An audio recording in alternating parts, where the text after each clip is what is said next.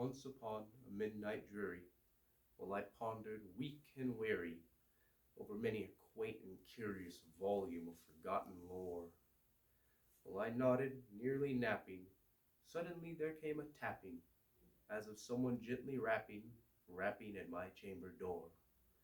'Tis some visitor, tapping at my chamber door. Only this, and nothing more. When someone we love dies, our grief can take many forms. In bad dreams, illness, and even ghosts can remind us of what we once lost. When the narrator of this poem tragically loses his wife, Lenore, a black bird takes the form of his grief and crushes all hope. In The Raven by Edgar Allan Poe. 'Tis some visitor entreating entrance at my chamber door. Some late visitor entreating entrance at my chamber door. This it is, and nothing more. Presently my soul grew stronger, hesitating then no longer. Sir, or madam, truly your forgiveness I implore, but the fact is I was napping, and so gently you came rapping, and so faintly you came tapping at my chamber door, that I scarce was sure I heard you. Here I opened wide the door. Darkness there and nothing more. Back into the chamber turning, all my soul within me burning, soon again I heard a tapping somewhat louder than before. Surely that is something at my window lattice. Let me see then what thereat is, and this mystery explore. Let my heart be still a moment, and this mystery explore. 'Tis the wind, and nothing more. Open here I flung the shutter with many a flirt and flutter, and there stepped a stately raven from the saintly days of yore. Not the least obeisance made he, not a minute stopped or stayed he, but perched above my chamber door, perched upon a bust of Pallas just above my chamber door. The raven, sitting lonely on the placid bust, only spoke one word, as if in his soul that one word he did outpour. Nothing farther than he uttered, not a feather than he fluttered. Then the bird said, nevermore. Startled at the stillness of my reply so aptly spoken, doubtless what it utters is only stock and store, caught from some unhappy master, whom unmerciful disaster followed fast and followed faster, until his songs one burden bore, of nevermore.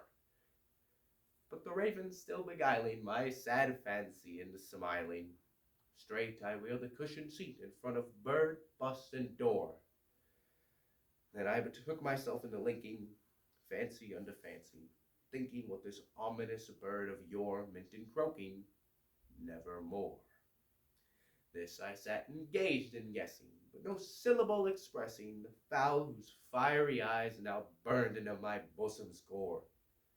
This and more I sat divining, with my head at ease reclining, on the cushion's velvet lining, the bird shall press, nevermore.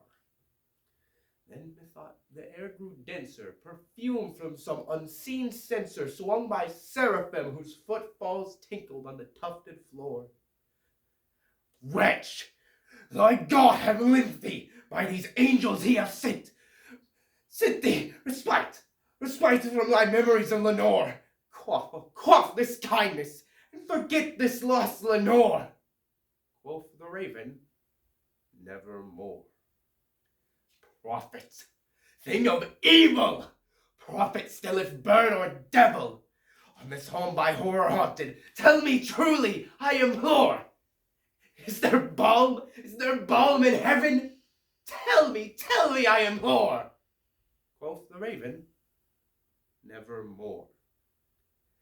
Prophet, thing of evil, prophet still if bird or devil, by that heaven that bends above us, by that God we both adore, tell this soul with sorrow laden, within the distant heaven, God shall clasp a sainted maiden whom the angels name Lenore.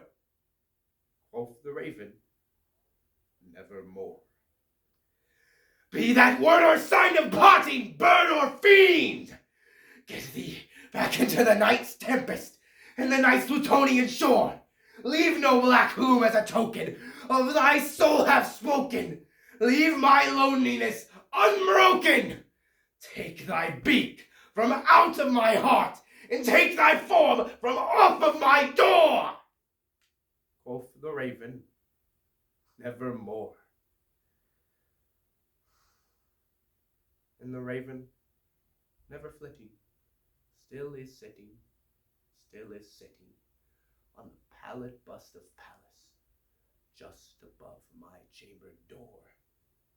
And his eyes have all the seeming of a demon's that is dreaming, and the lamplight over him streaming throws his shadow across the floor.